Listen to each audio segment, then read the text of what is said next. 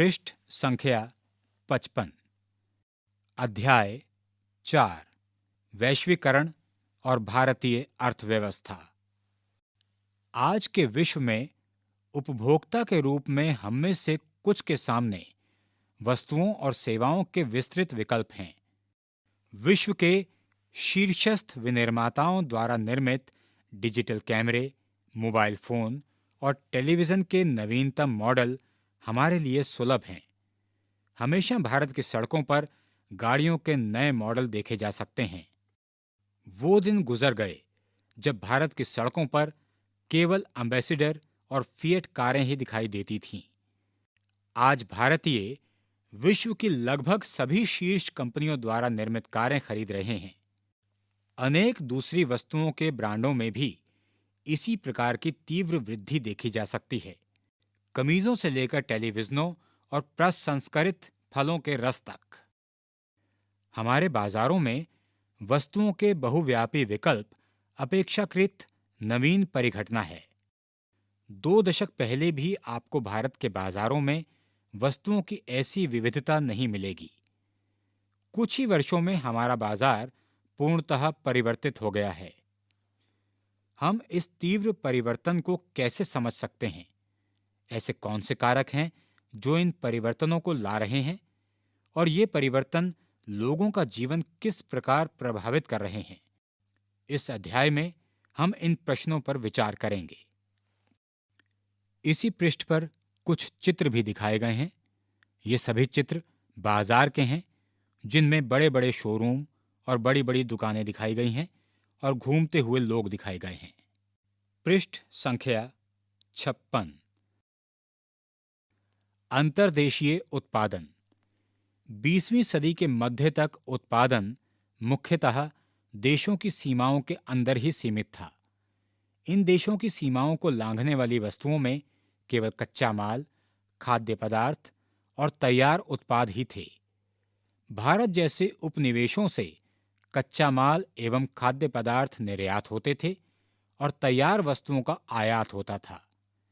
व्यापार ही दूरस्थ देशों को आपस में जोड़ने का मुख्य जरिया थे। यह बड़ी कंपनियों, जिन्हें बहुराष्ट्रीय कंपनियां कहते हैं, के परिदृश्य पर उभरने से पहले का युग था। एक बहुराष्ट्रीय कंपनी वह है जो एक से अधिक देशों में उत्पादन पर नियंत्रण अथवा स्वामित्व रखती है। बहुराष्ट्रीय कंपनियां उन प्रदेशों में कार्यालय तथा उत्पादन के लिए कारखाने स्थापित करती हैं जहां उन्हें सस्ता श्रम एवं अन्य संसाधन मिल सकते हैं। उत्पादन लागत में कमी करने तथा अधिक लाभ कमाने के लिए बहुराष्ट्रीय कंपनियां ऐसा करती हैं। निम्न उदाहरण पर विचार करते हैं। एक बहुराष्ट्रीय कंपनी द्वारा उत्पादन का विस्तार। औद्योगिक उपकरण बनाने वाली एक बड़ी बहुराष्ट्रीय कंपनी संयुक्त राज्य अमेरिका के अनुसंधान केंद्र में अपने उत्पादों का डिजाइन तैयार करती है। उसके पुर्जे चीन में विनिर्मित होते हैं, फिर उन्हें जहाज में लादकर मैक्सिको और पूर्वी यूरोप ले जाया जाता है, जहां उपकरण के पुर्जों को जोड़ा जाता है और तैयार उत्पाद को विश्व भर में बेचा जाता है। इस बीच कंपनी की ग्राहक सेवा का भारत स्थित कॉल सेंटरों के माध्यम से संचालन किया जाता है। नीचे एक चित्र दिया गया है। यह चित्र बंगलुरु स्थित एक कॉल सेंटर का है, जो पर्याप्त दूरसंचार सुविधाओं और इंटरनेट से सुसज्जित है। यह विदेशी ग्राहकों को सूचना एवं मदद उपलब्ध कराता है। पृष्ठ संख्या 57। इस उदाहरण में बहुराष्ट्रीय कंपनी केवल वैश्विक स्तर पर ही अपना तैयार उत्पाद नहीं बेच रही है, बल्कि अधिक महत्वपूर्ण यह है कि वस्तुओं और सेवाओं का उत्पादन विश्व स्तर पर कर रही है। परिणामतः उत्पादन प्रक्रिया क्रमशः जटिल ढंग से संगठित हुई है। उत्पादन प्रक्रिया छोटे भागों में विभाजित है और विश्व भर में फैली हुई है। ऊपर दिए गए उदाहरण में चीन एक सस्ता विनिर्माण केंद्र होने का लाभ प्रदान करता है। मैक्सिको और पूर्वी यूरोप अमेरिका और यूरोप के बाजारों से अपनी निकटता के कारण लाभप्रद हैं। भारत में अत्यंत कुशल इंजीनियर उपलब्ध हैं जो उत्पादन के तकनीकी पक्षों को समझ सकते हैं। यहाँ अंग्रेजी बोलने वाले शिक्षित युवक भी हैं जो ग्राहक देखभाल सेवाएं उपलब्ध करा सकते हैं। ये सभी चीजें बहुराष्ट्रीय कंपनी की लागत का लगभग 50 से 60% बचत कर सकती हैं। अतः वास्तव में सीमाओं के पार बहुराष्ट्रीय उत्पादन प्रक्रिया के प्रसार से असीमित लाभ हो सकता है। आओ इस पर विचार करें। यह दर्शाने के लिए निम्न कथन की पूर्ति करें कि वस्त्र उद्योग में उत्पादन प्रक्रिया कैसे विश्व भर में फैली हुई है। एक ब्रांड लेबल पर मेड इन थाईलैंड लिखा है, परंतु उसमें एक भी थाई उत्पाद नहीं है। हम विनिर्माण प्रक्रिया का विश्लेषण करते हैं और प्रत्येक चरण में सर्वोत्तम निर्माण को देखते हैं। हम इसे विश्व स्तर पर कर रहे हैं। जैसे वस्त्र निर्माण में कंपनी कोरिया से सूत ले सकती है। इसके आगे रिक्त स्थान है। इस रिक्त स्थान को आपने भरना है। विश्व भर के उत्पादन को एक दूसरे से जोड़ना।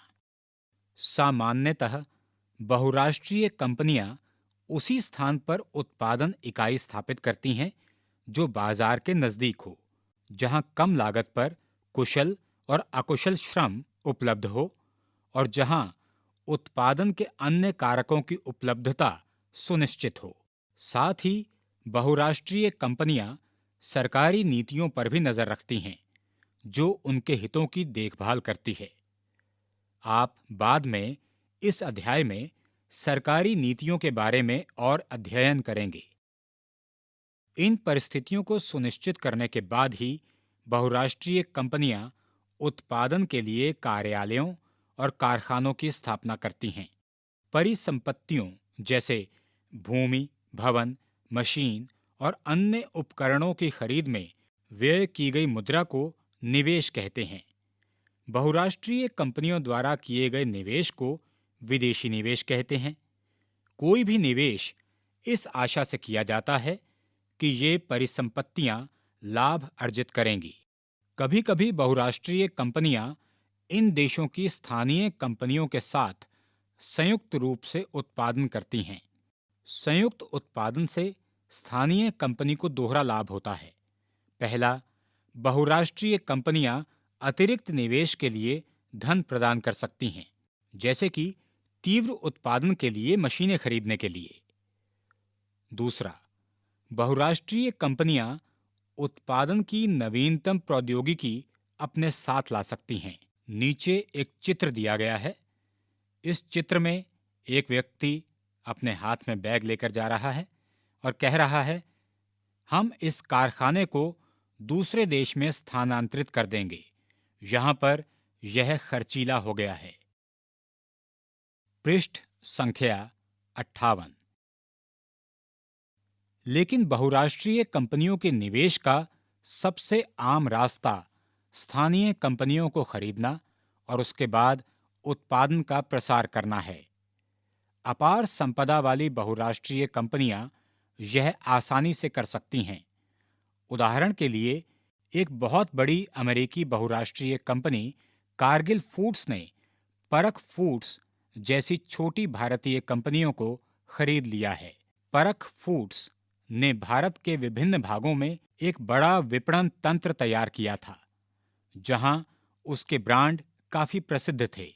परख फूड्स के 4 तेल शोधक केंद्र भी थे, जिस पर अब कारगिल का नियंत्रण हो गया है। अब कारगिल 50 लाख पैकेट प्रतिदिन निर्माण क्षमता के साथ भारत में खाद्य तेलों की सबसे बड़ी उत्पादक कंपनी है। वास्तव में कई शीर्षस्थ बहुराष्ट्रीय कंपनियों की संपत्ति विकासशील देशों की सरकारों के संपूर्ण बजट से भी अधिक है। ऐसी अपार संपत्ति वाली बहुराष्ट्रीय कंपनियों की शक्ति और प्रभाव पर विचार करें। बहुराष्ट्रीय कंपनियां एक अन्य तरीके से उत्पादन नियंत्रित करती हैं। विकसित देशों की बड़ी बहुराष्ट्रीय कंपनियां छोटे उत्पादकों को उत्पादन का ऑर्डर देती हैं। वस्त्र, जूते चप्पल एवं खेल का सामान ऐसे उद्योग हैं जहां विश्व भर में बड़ी संख्या में छोटे उत्पादकों द्वारा उत्पादन किया जाता है। बहुराष्ट्रीय कंपनियों को इन उत्पादों की आपूर्ति की जाती है, फिर वे इन्हें अपने ब्रांड नाम से ग्राहकों को बेचती हैं। इन बड़ी कंपनियों में दूरस्थ उत्पादकों के मूल्य, गुणवत्ता, आपूर्ति और श्रम शर्तों का निर्धारण करने की प्रचंड क्षमता होती है। इस प्रकार हम देखते हैं कि बहुराष्ट्रीय कंपनियां कई तरह से अपने उत्पादन कार्य का प्रसार कर रही हैं और विश्व के कई देशों की स्थानीय कंपनियों के साथ पारस्परिक संबंध स्थापित कर रही हैं। स्थानीय कंपनियों के साथ साझेदारी द्वारा आपूर्ति के लिए स्थानीय कंपनियों का इस्तेमाल करके और स्थानीय कंपनियों से निकट प्रतिस्पर्धा करके अथवा उन्हें खरीदकर बहुराष्ट्रीय कंपनियां दूरस्थ स्थानों के उत्पादन पर अपना प्रभाव जमा रही हैं। परिणामतः दूर दूर स्थानों पर फैला उत्पादन परस्पर संबंधित हो रहा है। इस पृष्ठ पर 2 चित्र हैं। पहले चित्र में कुछ जीन्स दिखाई गई हैं जो कि विकासशील देशों में उत्पादित हैं और वे जीन्स अमेरिका में 6,500 रुपए में बेची जा रही हैं। दूसरे चित्र में लुधियाना के एक घर में एक बड़ी बहुराष्ट्रीय कंपनी के लिए फुटबॉल निर्माण करते हुए कुछ लोगों का चित्र है। पृष्ठ 59। आओ इन पर विचार करें। एक अमेरिकी कंपनी फोर्ड मोटर्स विश्व के 26 देशों में प्रसार के साथ विश्व की सबसे बड़ी मोटर गाड़ी निर्माता कंपनी है। फोर्ड मोटर्स 1995 में भारत आई और चेन्नई के निकट 1,700 करोड़ रुपए का निवेश करके एक विशाल संयंत्र की स्थापना की। यह संयंत्र भारत में जीपों एवं ट्रकों के प्रमुख निर्माता महिंद्रा एंड महिंद्रा के सहयोग से स्थापित किया गया। वर्ष 2004 तक फोर्ड मोटर्स भारतीय बाजारों में 27,000 कारें बेच रही थी, जबकि 24,000 कारों का निर्यात भारत से दक्षिण अफ्रीका, मेक्सिको और ब्राजील किया गया। कंपनी विश्व के दूसरे देशों में अपने संयंत्रों के लिए फोर्ड इंडिया का विकास पुर्जा आपूर्ति केंद्र के रूप में करना चाहती है। ये जो अनुच्छेद हमने आपको पढ़कर बताया है, इस पर आधारित कुछ प्रश्न हैं। उन प्रश्नों के उत्तर दीजिए। 1.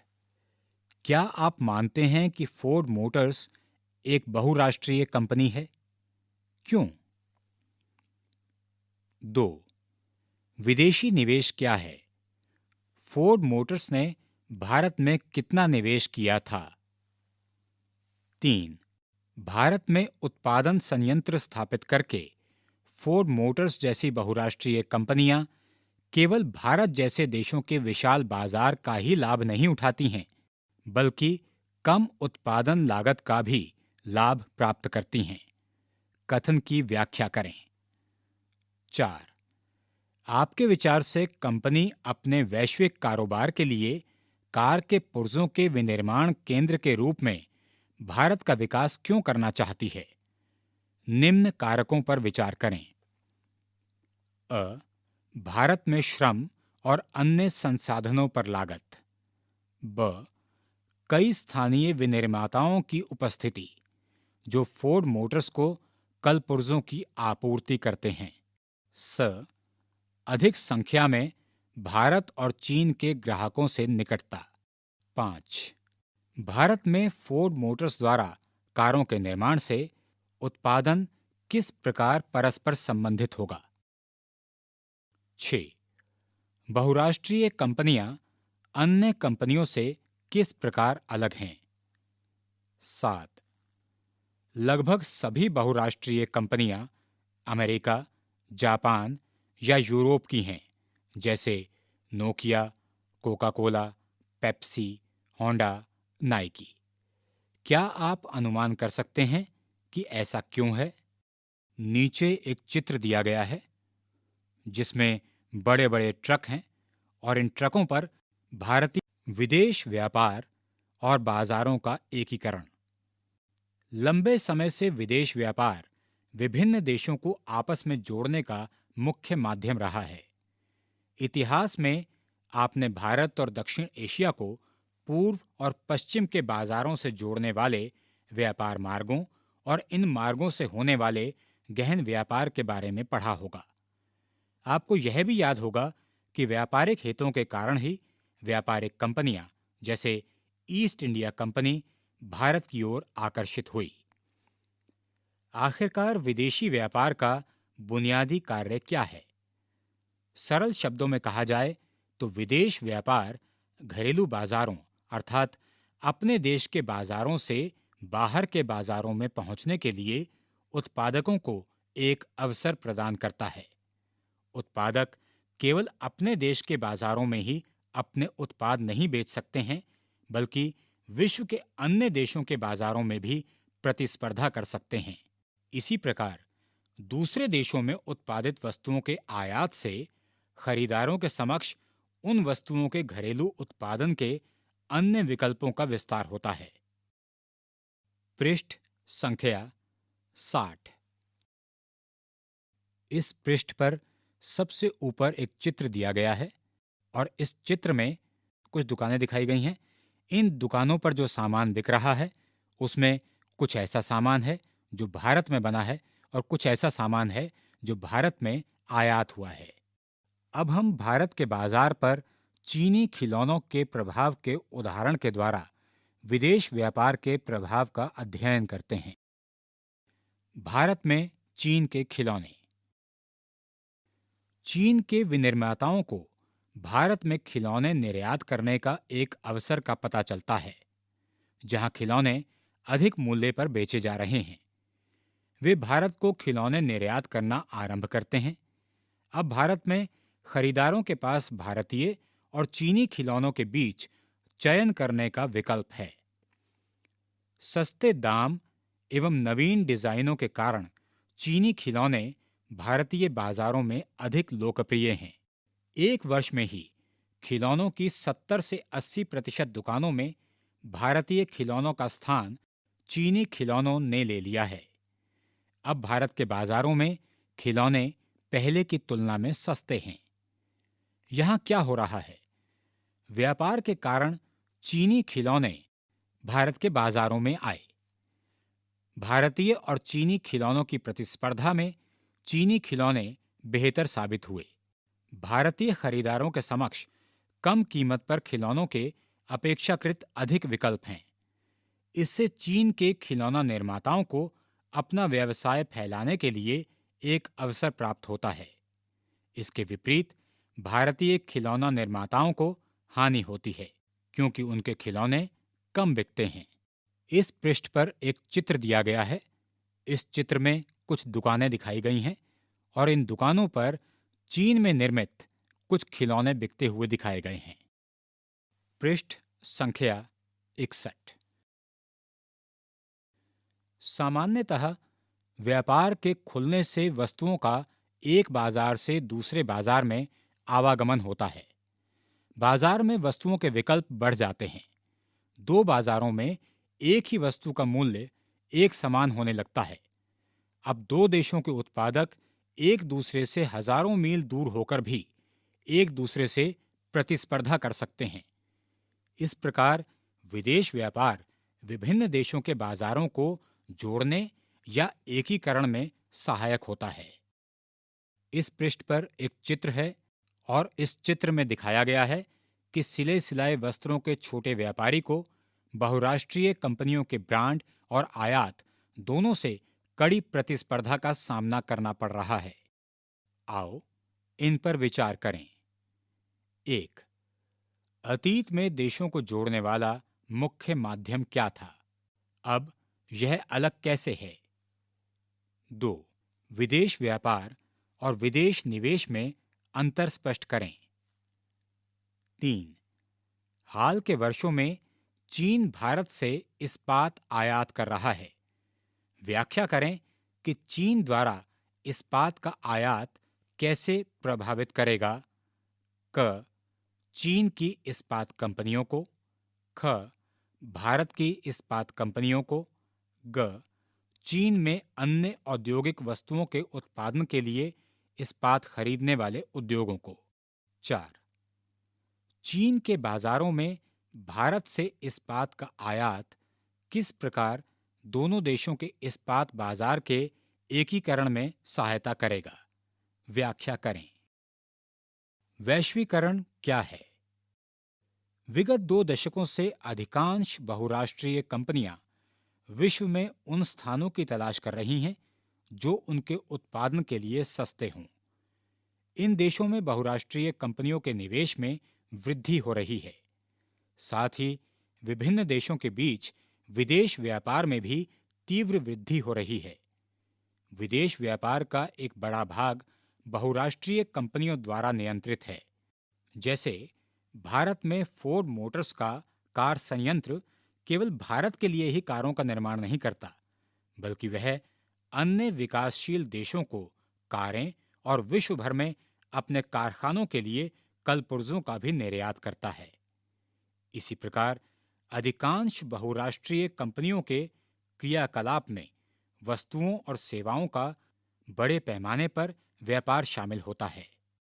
इसी पृष्ठ पर एक और चित्र है। इस चित्र में एक विदेशी व्यक्ति अपने हाथों में ग्लोब लिए उससे खेल रहा है और कह रहा है, वैश्वीकरण में मजा है। और इसी चित्र में एक लड़की खड़ी है जो कह रही है, ध्यान रहे आप हमारी दुनिया से खेल रहे हैं, किसी दिन आपको इसकी कीमत चुकानी पड़ेगी। पृष्ठ संख्या 62।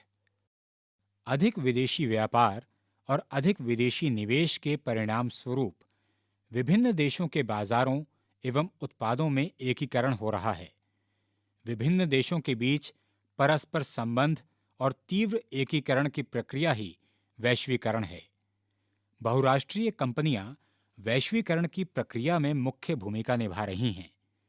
विभिन्न देशों के बीच अधिक से अधिक वस्तुओं और सेवाओं, निवेश और प्रौद्योगिकी का आदान प्रदान हो रहा है।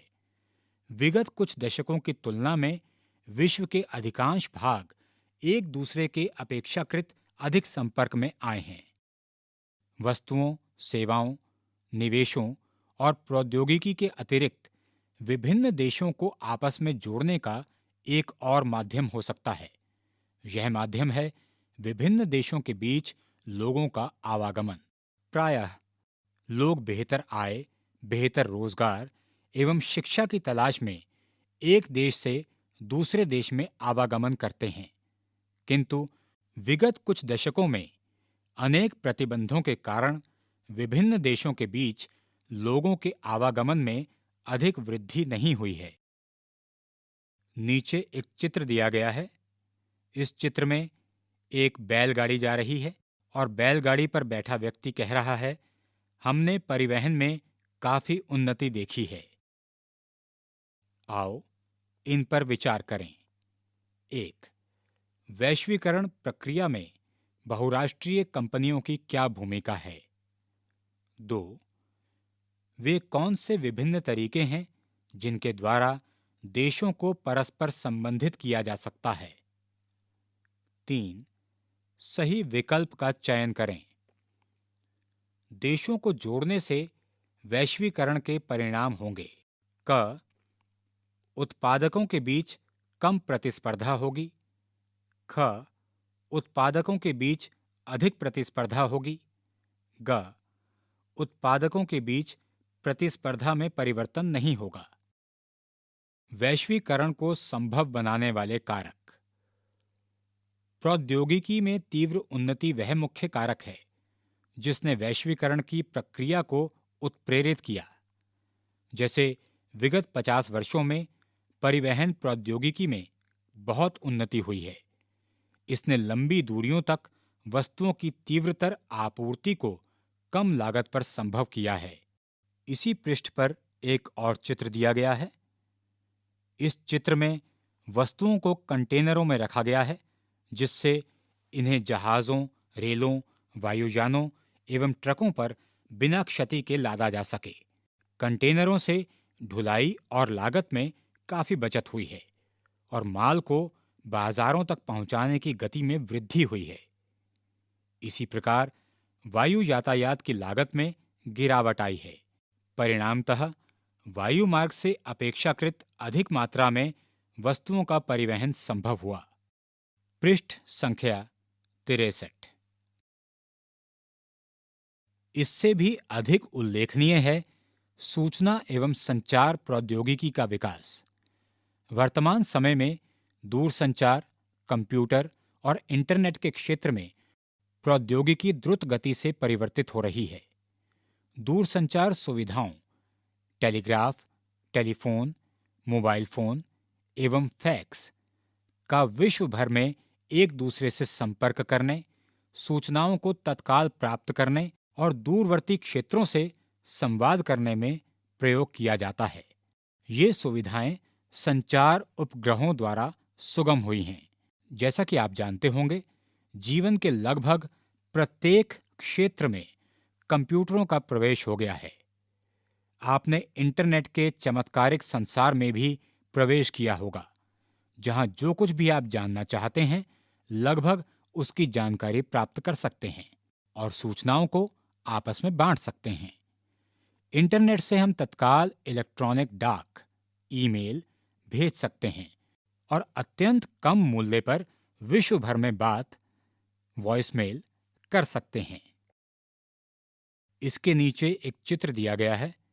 इस चित्र में एक व्यक्ति कंप्यूटर के सामने बैठा है, अपने माथे पर हाथ रखकर, और कह रहा है, लेकिन बिजली कहाँ है? सूचना एवं संचार प्रौद्योगिकी, जिसे हम संक्षेप में आईटी कहते हैं, ने विभिन्न देशों के बीच सेवाओं के उत्पादन के प्रसार में मुख्य भूमिका निभाई है। आइए जानते हैं कैसे। नीचे एक प्रेस का चित्र है जिसमें पत्रिका छपते हुए दिखाई गई है और उसके नीचे एक महिला और एक पुरुष बैठे हुए आपस में बात कर रहे हैं। महिला कह रही है, यह बहुत अच्छी पत्रिका लग रही है, लेकिन मेरी पाठ्य पुस्तिका की छपाई ऐसी क्यों नहीं है? मैं अपनी पुस्तक में बड़ी मुश्किल से शब्दों को पढ़ पाती हूँ। नहीं मेरे बच्चे, यह छपाई मशीन आम भारतीयों के लिए नहीं है। वैश्वीकरण में संचार प्रौद्योगिकी का उपयोग। लंदन के पाठकों के लिए प्रकाशित एक समाचार पत्रिका की डिजाइनिंग और छपाई दिल्ली में की जानी है। पत्रिका का पाठ्य विषय इंटरनेट के द्वारा दिल्ली कार्यालय को भेज दिया जाता है।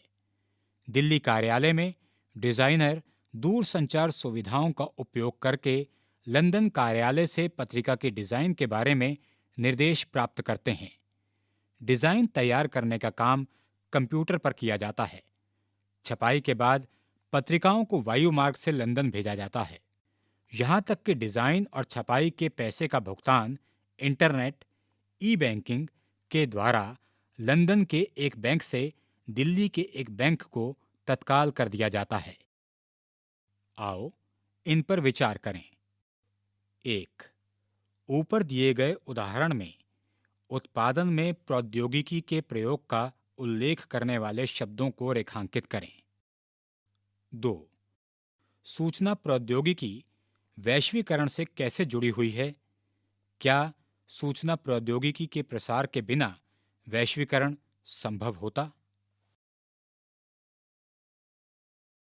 पृष्ठ संख्या 64। विदेश व्यापार तथा विदेशी निवेश का उदारीकरण। हम भारत में चीनी खिलौनों के आयात वाले उदाहरण पर वापस आते हैं। मान लीजिए कि भारत सरकार खिलौनों के आयात पर कर लगाती है, तब क्या होगा? इसका अर्थ है कि जो इन खिलौनों का आयात करना चाहते हैं, उन्हें इन पर कर देना होगा। कर के कारण खरीदारों को आयातित खिलौनों की अधिक कीमत चुकानी होगी। चीन के खिलौने अब भारत के बाजारों में इतने सस्ते नहीं रह जाएंगे और चीन से उनका आयात स्वतः कम हो जाएगा। भारत के खिलौना निर्माता अधिक समृद्ध हो जाएंगे। आयात पर कर व्यापार अवरोधक का एक उदाहरण है। इसे अवरोधक इसलिए कहा गया है क्योंकि यह कुछ प्रतिबंध लगाता है। सरकारें व्यापार अवरोधक का प्रयोग विश्व व्यापार में वृद्धि या कटौती, या यूं कहें कि विश्व व्यापार को नियमित करने और देश में किस प्रकार की वस्तुएं कितनी मात्रा में आयातित होनी चाहिए, यह निर्णय करने के लिए कर सकती हैं। स्वतंत्रता के बाद भारत सरकार ने विदेश व्यापार एवं विदेशी निवेश पर प्रतिबंध लगा रखा था। देश के उत्पादकों को विदेशी प्रतिस्पर्धा से संरक्षण प्रदान करने के लिए यह अनिवार्य माना गया। 1950 और 1960 के दशकों में उद्योगों का उदय हो रहा था और इस अवस्था में आयात से प्रतिस्पर्धा इन उद्योगों को बढ़ने नहीं देती। इसीलिए भारत ने केवल अनिवार्य चीजों जैसे मशीनरी, उर्वरक और पेट्रोलियम के आयात की ही अनुमति दी। ध्यान दीजिए कि सभी विकसित देशों ने विकास के प्रारंभिक चरणों में घरेलू उत्पादकों को विभिन्न तरीकों से संरक्षण दिया है। भारत में करीब सन 1991 के प्रारंभ में नीतियों में कुछ दूरगामी परिवर्तन किए गए। सरकार ने यह निश्चय किया कि भारतीय उत्पादकों के लिए विश्व के उत्पादकों से प्रतिस्पर्धा करने का समय आ गया है। यह महसूस किया गया कि प्रतिस्पर्धा से देश के उत्पादकों के प्रदर्शन में सुधार होगा, क्योंकि उन्हें अपनी गुणवत्ता में सुधार करना होगा।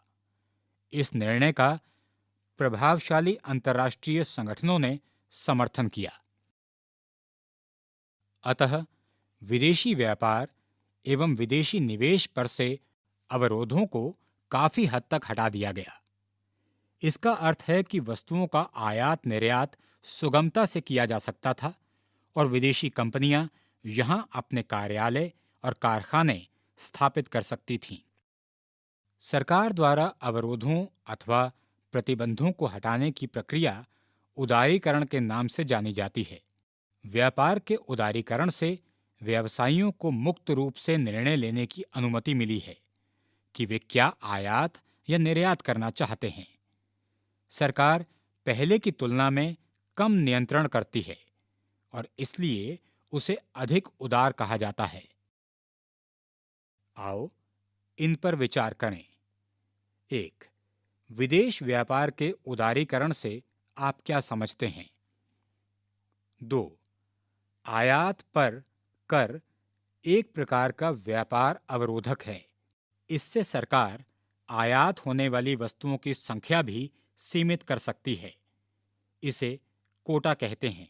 क्या आप चीन के खिलौनों के उदाहरण से व्याख्या कर सकते हैं कि व्यापार अवरोधक के रूप में कोटा का प्रयोग क्यों किया जा सकता है? आपके विचार से क्या इसका प्रयोग किया जाना चाहिए? चर्चा करें। पृष्ठ संख्या 65। विश्व व्यापार संगठन। हमने देखा कि कुछ बहुत प्रभावशाली अंतर्राष्ट्रीय संगठनों ने भारत में विदेश व्यापार एवं विदेश निवेश के उदारीकरण का समर्थन किया।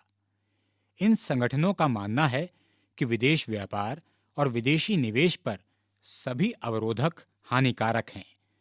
कोई अवरोधक नहीं होना चाहिए। देशों के बीच मुक्त व्यापार होना चाहिए।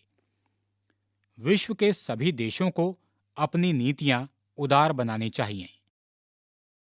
विश्व व्यापार संगठन WTO एक ऐसा संगठन है जिसका ध्येय अंतर्राष्ट्रीय व्यापार को उदार बनाना है। विकसित देशों की पहल पर शुरू किया गया विश्व व्यापार संगठन अंतर्राष्ट्रीय व्यापार से संबंधित नियमों को निर्धारित करता है और यह देखता है कि इन नियमों का पालन हो। वर्तमान में विश्व के 149 देश विश्व व्यापार संगठन 2006 के सदस्य हैं। यद्यपि विश्व व्यापार संगठन सभी देशों को मुक्त व्यापार की सुविधा देता है, परंतु व्यवहार में यह देखा गया है कि विकसित देशों ने अनुचित ढंग से व्यापार अवरोधकों को बरकरार रखा है। दूसरी ओर विश्व व्यापार संगठन के नियमों ने विकासशील देशों को व्यापार अवरोधों को हटाने के लिए विवश किया है। इसका एक उदाहरण कृषि उत्पादों के व्यापार पर वर्तमान बहस है। व्यापार व्यवहारों पर वाद विवाद। हमने अध्याय 2 में देखा है कि भारत में अधिकांश रोजगार और सकल घरेलू उत्पाद जीडीपी का एक महत्वपूर्ण भाग कृषि क्षेत्र प्रदान करता है। इसकी तुलना में विकसित देशों जैसे अमेरिका के सकल घरेलू उत्पाद में कृषि का हिस्सा मात्र 1% और कुल रोजगार में केवल 0.5% है। फिर भी अमेरिका के कृषि क्षेत्र में कार्यरत इतने कम प्रतिशत लोग भी अमेरिकी सरकार से उत्पादन और दूसरे देशों को निर्यात करने के लिए बहुत अधिक धनराशि प्राप्त करते हैं। इस भारी धनराशि के कारण अमेरिकी किसान अपने कृषि उत्पादों को असाधारण रूप से कम कीमत पर बेच सकते हैं। अधिशेष कृषि उत्पादों को दूसरे देशों के बाजारों में कम कीमत पर बेचा जाता है, जो इन देशों के कृषकों को बुरी तरह प्रभावित करते हैं। यही कारण है कि विकासशील देश विकसित देशों की सरकारों से सवाल कर रहे हैं कि हमने विश्व व्यापार संगठन के नियमों के अनुसार व्यापार अवरोधकों को कम कर दिया, लेकिन आप लोगों ने विश्व व्यापार संगठन के नियमों को नजरअंदाज कर दिया और अपने किसानों को भारी धनराशि देना बरकरार रखा है। आप लोगों ने हमारी सरकारों को अपने किसानों की सहायता बंद करने को कहा, परंतु आप स्वयं यही काम कर रहे हैं। क्या यह मुक्त और न्याय संगत व्यापार है? नीचे एक चित्र में संयुक्त राज्य अमेरिका में एक आदर्श कपास क्षेत्र दिखाया गया है, जिसमें हजारों एकड़ भूमि है और जिसका स्वामित्व एक बड़ी कॉरपोरेट कंपनी के पास है। पृष्ठ संख्या 66। आओ इन पर विचार करें। 1. रिक्त स्थानों की पूर्ति करें। विश्व व्यापार संगठन रिक्त स्थान देशों की पहल पर शुरू हुआ था। विश्व व्यापार संगठन का ध्येय रिक्त स्थान है। विश्व व्यापार संगठन सभी देशों के लिए रिक्त स्थान से संबंधित नियम बनाता है और देखता है कि रिक्त स्थान व्यवहार में देशों के बीच व्यापार रिक्त स्थान नहीं है। विकासशील देश जैसे भारत रिक्त स्थान है, जबकि अधिकांश स्थितियों में विकसित देशों ने अपने उत्पादकों को संरक्षण देना जारी रखा है। 2.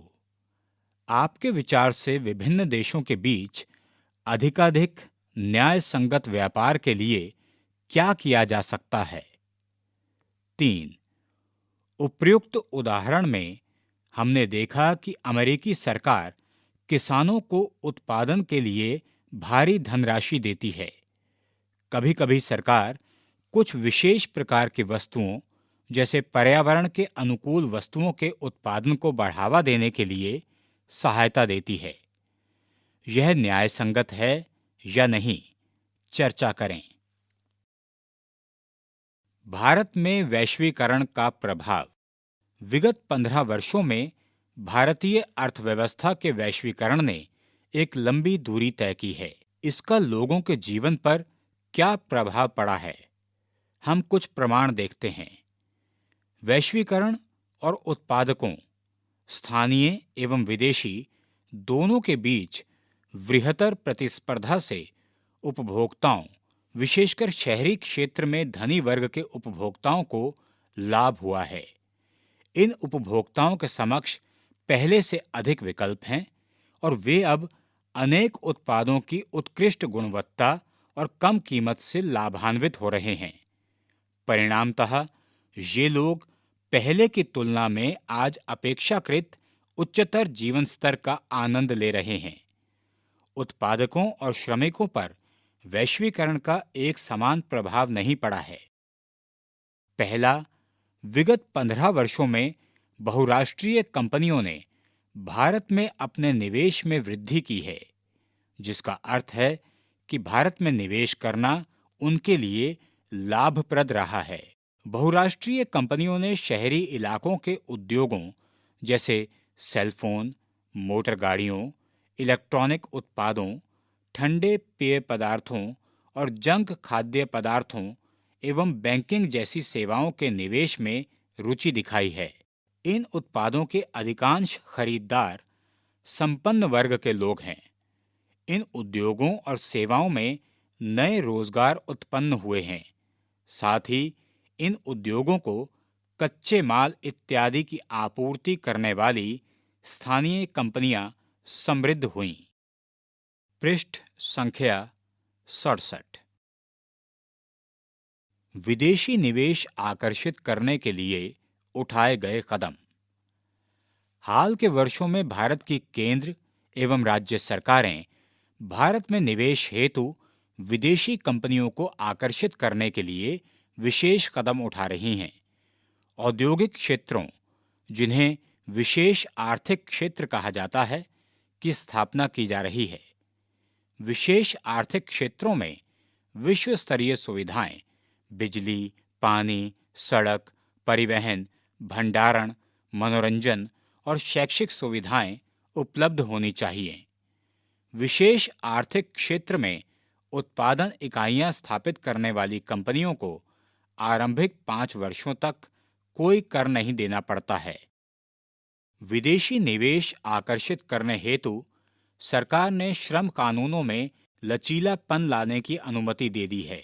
आपने अध्याय 2 में देखा है कि संगठित क्षेत्र की कंपनियों को कुछ नियमों का अनुपालन करना पड़ता है, जिसका उद्देश्य श्रमिक अधिकारों का संरक्षण करना है।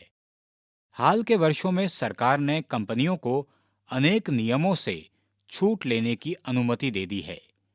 अब नियमित आधार पर श्रमिकों को रोजगार देने की बजाय कंपनियों में जब काम का अधिक दबाव होता है, तो लोचदार ढंग से छोटी अवधि के लिए श्रमिकों को कार्य पर रखती हैं।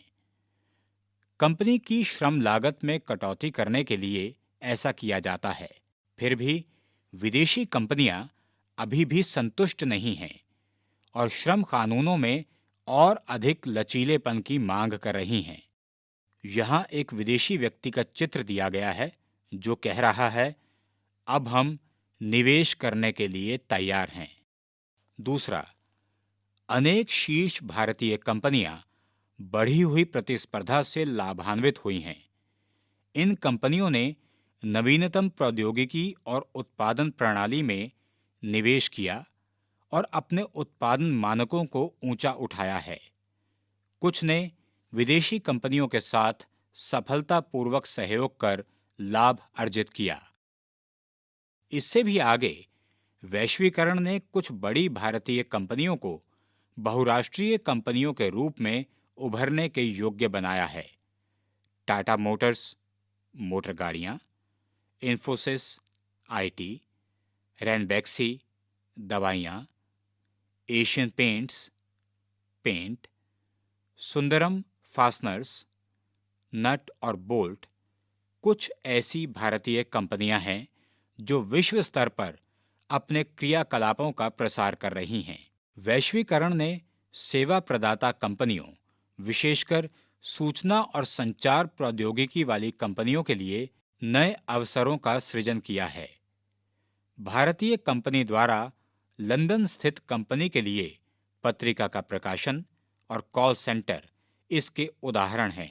इसके अतिरिक्त आंकड़ा प्रविष्टि, डाटा एंट्री, लेखाकरण, प्रशासनिक कार्य, इंजीनियरिंग जैसी कई सेवाएं भारत जैसे देशों में अब सस्ते में उपलब्ध हैं और विकसित देशों को निर्यात की जाती हैं। आओ इन पर विचार करें। 1. प्रतिस्पर्धा से भारत के लोगों को कैसे लाभ हुआ है? 2. क्या और भारतीय कंपनियों को बहुराष्ट्रीय कंपनियों के रूप में उभारना चाहिए? इससे देश की जनता को क्या लाभ होगा? 3.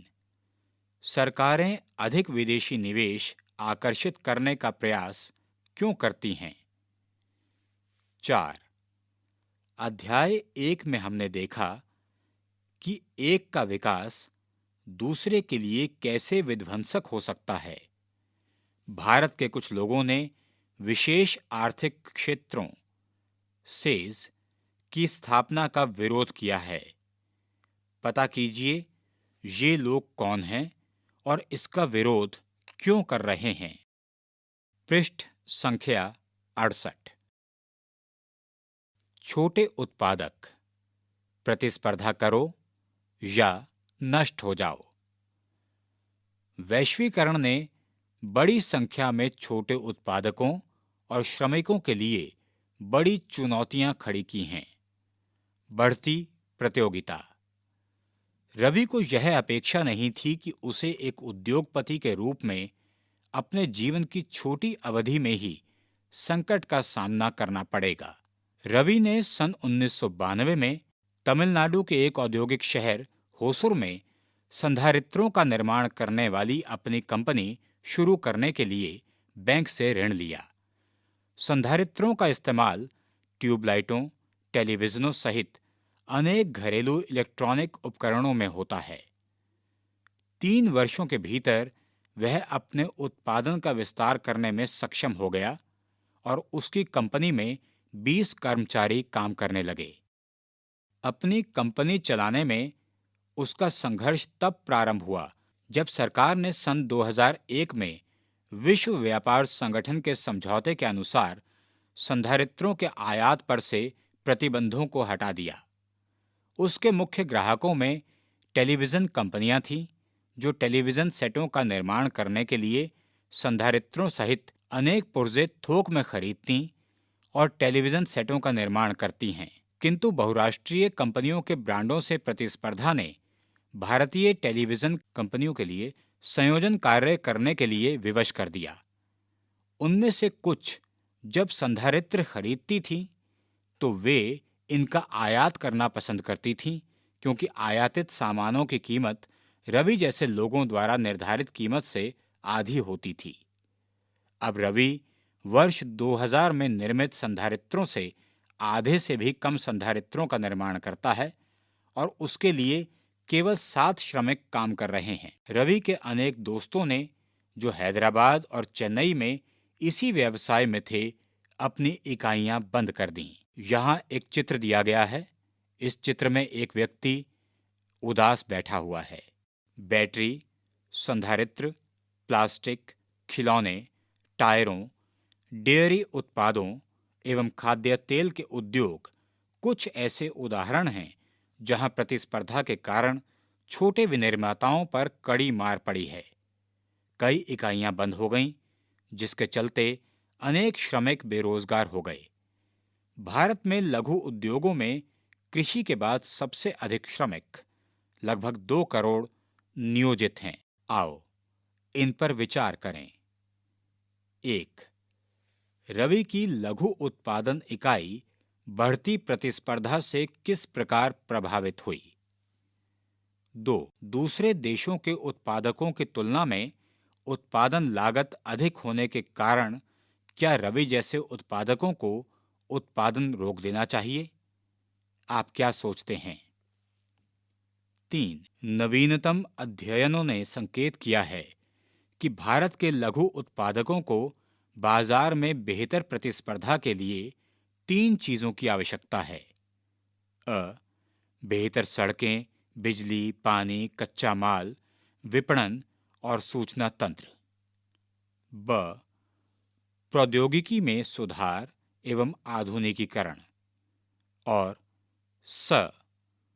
उचित ब्याज दर पर साख की समय पर उपलब्धता। क्या आप व्याख्या कर सकते हैं कि ये 3 चीजें भारतीय उत्पादकों को किस प्रकार मदद करेंगी? क्या आप मानते हैं कि बहुराष्ट्रीय कंपनियां इन क्षेत्रों में निवेश करने के लिए इच्छुक होंगी? क्यों? क्या आप मानते हैं कि इन सुविधाओं को उपलब्ध कराने में सरकार की भूमिका है? क्यों? क्या आप कोई ऐसा उपाय सुझा सकते हैं जिसे कि सरकार अपना सके? चर्चा करें। पृष्ठ संख्या 69।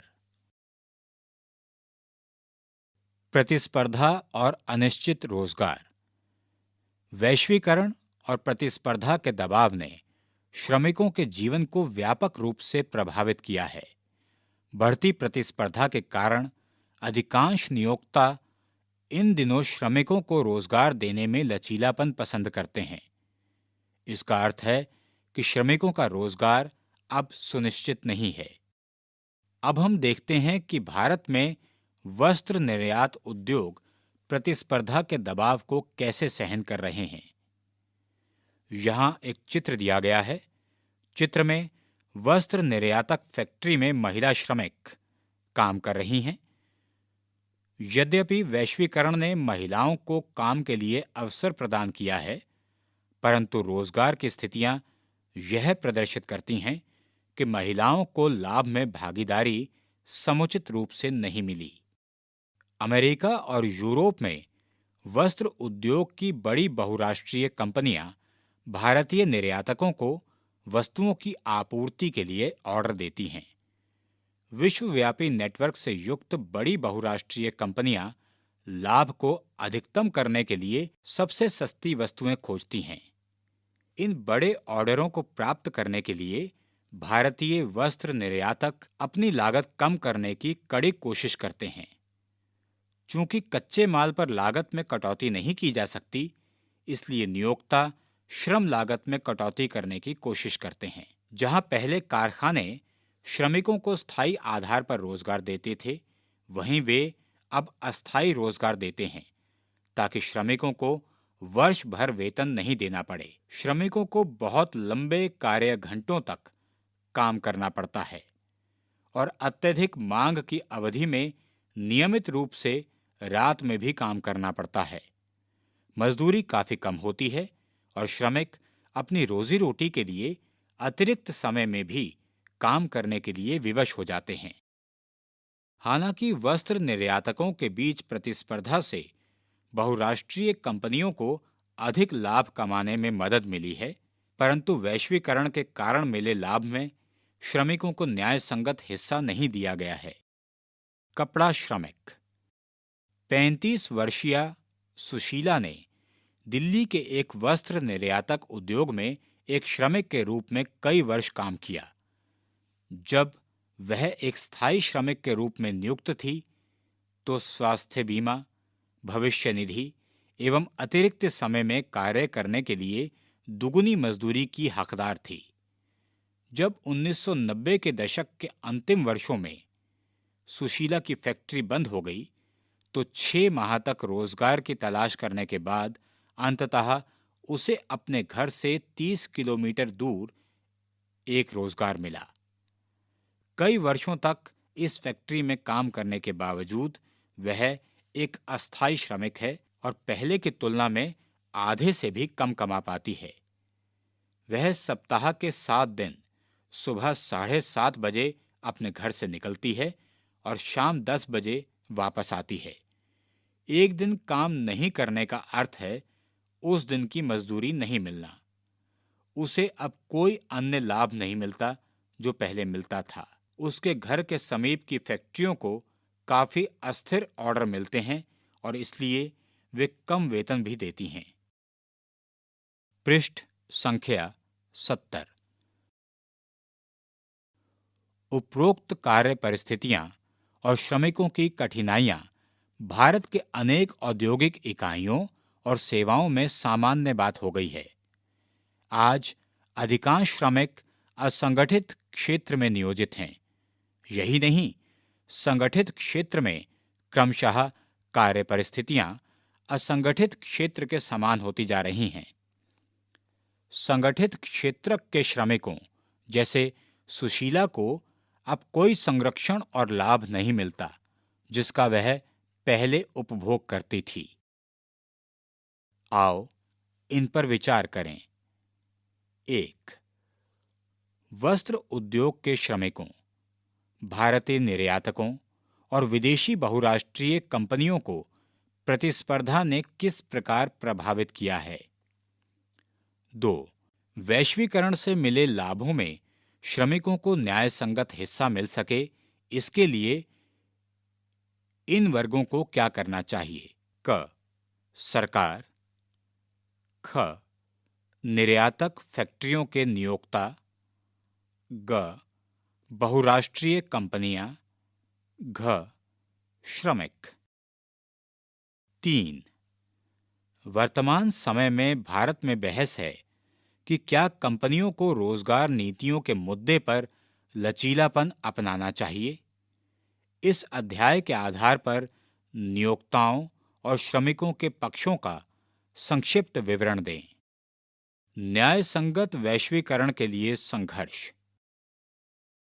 उपयुक्त प्रमाण यह संकेत करते हैं कि वैश्वीकरण सभी के लिए लाभप्रद नहीं रहा है। शिक्षित, कुशल और संपन्न लोगों ने वैश्वीकरण से मिले नए अवसरों का सर्वोत्तम उपयोग किया है। दूसरी ओर अनेक लोगों को लाभ में हिस्सा नहीं मिला है। चूंकि वैश्वीकरण अब एक सच्चाई है, तो वैश्वीकरण को अधिक न्याय संगत कैसे बनाया जा सकता है?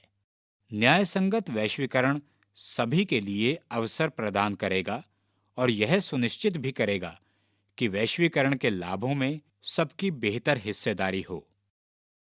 सरकार इसे संभव बनाने में महत्वपूर्ण भूमिका निभा सकती है। इसकी नीतियों को केवल धनी और प्रभावशाली लोगों को ही नहीं, बल्कि देश के सभी लोगों के हितों का संरक्षण करना चाहिए। आपने सरकार द्वारा किए जाने वाले कुछ उपायों के बारे में पढ़ा है। जैसे सरकार यह सुनिश्चित कर सकती है कि श्रमिक कानूनों का उचित कार्यान्वयन हो और श्रमिकों को अपने अधिकार मिलें। यह छोटे उत्पादकों को कार्य निष्पादन में सुधार के लिए उस समय तक मदद कर सकती है जब तक वे प्रतिस्पर्धा के लिए सक्षम ना हो जाएं। यदि जरूरी हुआ तो सरकार व्यापार और निवेश अवरोधकों का उपयोग कर सकती है। यह न्याय संगत नियमों के लिए विश्व व्यापार संगठन से समझौते भी कर सकती है। विश्व व्यापार संगठन में विकसित देशों के वर्चस्व के विरुद्ध समान हितों वाले विकासशील देशों को मिलकर लड़ना होगा। विगत कुछ वर्षों में बड़े अभियानों और जन संगठनों के प्रतिनिधियों ने विश्व व्यापार संगठन के व्यापार और निवेश से संबंधित महत्वपूर्ण निर्णयों को प्रभावित किया है।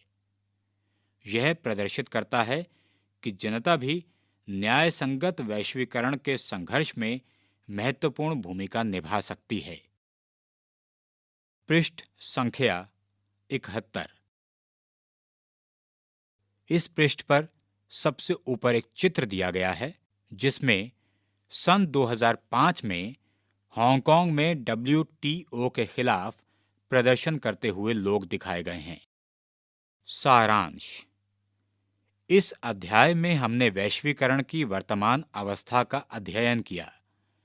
वैश्वीकरण विभिन्न देशों के बीच तीव्र एकीकरण की प्रक्रिया है। यह अधिकाधिक विदेशी निवेश और विदेशी व्यापार के द्वारा संभव हो रहा है। बहुराष्ट्रीय कंपनियां वैश्वीकरण की प्रक्रिया में मुख्य भूमिका निभा रही हैं। अधिक से अधिक बहुराष्ट्रीय कंपनियां विश्व के उन स्थानों की खोज कर रही हैं जो उनके उत्पादन के लिए ज्यादा सस्ते हों। परिणामतः उत्पादन कार्य जटिल ढंग से संगठित किया जा रहा है। देशों के बीच उत्पादन को संगठित करने में प्रौद्योगिकी, विशेषकर सूचना प्रौद्योगिकी ने एक बड़ी भूमिका निभाई है। साथ ही व्यापार और निवेश के उदारीकरण ने व्यापार और निवेश अवरोधकों को हटाकर वैश्वीकरण को सुगम बनाया है। अंतर्राष्ट्रीय स्तर पर विश्व व्यापार संगठन ने व्यापार और निवेश के उदारीकरण के लिए विकासशील देशों पर दबाव डाला है, जबकि वैश्वीकरण से धनी उपभोक्ता और कुशल, शिक्षित एवं धनी उत्पादक ही लाभान्वित हुए हैं। परंतु बढ़ती प्रतिस्पर्धा से अनेक। पृष्ठ संख्या 72। अभ्यास। 1. वैश्वीकरण से आप क्या समझते हैं? अपने शब्दों में स्पष्ट कीजिए। 2. भारत सरकार द्वारा विदेश व्यापार और विदेश निवेश पर अवरोधक लगाने के क्या कारण थे? इन अवरोधकों को सरकार क्यों हटाना चाहती थी? 3. श्रम कानूनों में लचीलापन कंपनियों को कैसे मदद करेगा? 4. दूसरे देशों में बहुराष्ट्रीय कंपनियां किस प्रकार उत्पादन या उत्पादन पर नियंत्रण स्थापित करती हैं? 5. विकसित देश विकासशील देशों से उनके व्यापार और निवेश का उदारीकरण क्यों चाहते हैं? क्या आप मानते हैं कि विकासशील देशों को भी बदले में ऐसी मांग करनी चाहिए? 6. वैश्वीकरण का प्रभाव एक समान नहीं है। इस कथन की अपने शब्दों में व्याख्या कीजिए। 7. व्यापार और निवेश नीतियों का उदारीकरण वैश्वीकरण प्रक्रिया में कैसे सहायता पहुंचाता है? 8. विदेश व्यापार विभिन्न देशों के बाजारों के एकीकरण में किस प्रकार मदद करता है? यहाँ दिए गए उदाहरण से भिन्न उदाहरण सहित व्याख्या कीजिए। 9. वैश्वीकरण भविष्य में जारी रहेगा।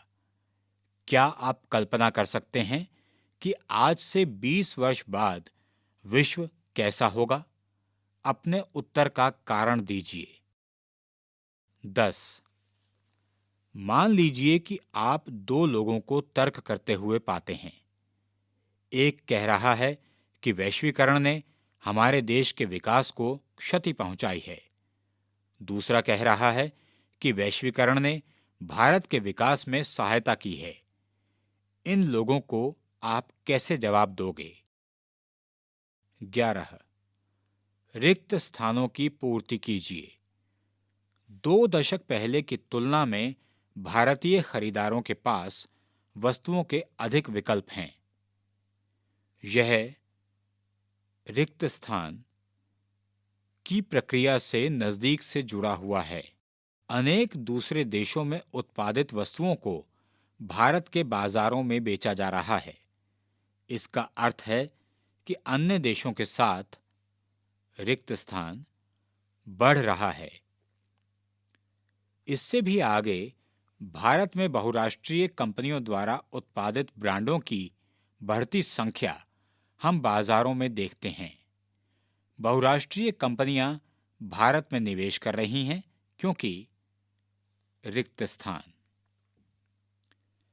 जबकि बाजार में उपभोक्ताओं के लिए अधिक विकल्प इसलिए बढ़ते रिक्त स्थान और रिक्त स्थान के प्रभाव का अर्थ है उत्पादकों के बीच अधिकतम रिक्त स्थान। 12. निम्नलिखित को सुमेलित कीजिए। क. बहुराष्ट्रीय कंपनियां छोटे उत्पादकों से सस्ते दरों पर खरीदती हैं। ख. आयात पर कर और कोटा का उपयोग व्यापार नियमन के लिए किया जाता है। ग. विदेशों में निवेश करने वाली भारतीय कंपनियां। घ. आईटी ने सेवाओं के उत्पादन के प्रसार में सहायता की है। अंग. अनेक बहुराष्ट्रीय कंपनियों ने उत्पादन करने के लिए निवेश किया है। अब हम आपको कुछ विकल्प दे रहे हैं। इनसे आपको इन वाक्यों को सुमेलित करना है। अ. मोटर गाड़ियों। ब. कपड़ा, जूते चप्पल, खेल के सामान। स. Call centre. The. Tata Motors, Infosys, Ranbaxy. य. व्यापार अवरोधक। पृष्ठ संख्या 73। 13. सही विकल्प का चयन कीजिए। अ वैश्वीकरण के विगत 2 दशकों में द्रुत आवागमन देखा गया है। क देशों के बीच वस्तुओं, सेवाओं और लोगों का। ख देशों के बीच वस्तुओं, सेवाओं और निवेशों का। ग देशों के बीच वस्तुओं, निवेशों और लोगों का। आ विश्व के देशों में बहुराष्ट्रीय कंपनियों द्वारा निवेश का सबसे अधिक सामान्य मार्ग है। क नए कारखानों की स्थापना।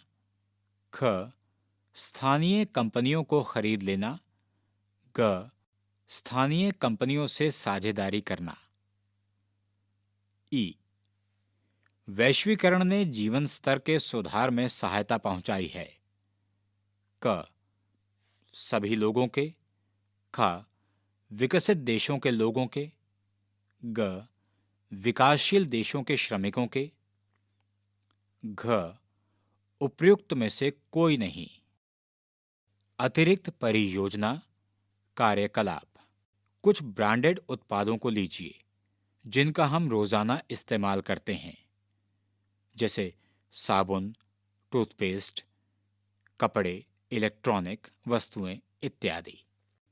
जांच कीजिए कि इनमें से कौन-कौन बहुराष्ट्रीय कंपनियों द्वारा उत्पादित हैं। 2. अपनी पसंद के किसी भी भारतीय उद्योग या सेवा को लीजिए। उद्योग के निम्नलिखित पहलुओं पर लोगों के साक्षात्कारों, समाचार पत्रों एवं पत्रिकाओं की कतरनों, पुस्तकों, दूरदर्शन एवं इंटरनेट से जानकारियां और फोटो संकलित कीजिए। क उद्योग में विविध उत्पादक या कंपनियां। ख क्या उत्पाद अन्य देशों को निर्यात होता है? ग क्या उत्पादकों के बीच बहुराष्ट्रीय कंपनियां हैं? घ उद्योग में प्रतिस्पर्धा। अंग उद्योग में कार्य परिस्थितियां। च क्या विगत 15 वर्षों में उद्योग में कोई बड़ा बदलाव आया है? छ उद्योग में कार्यरत लोगों की समस्याएं।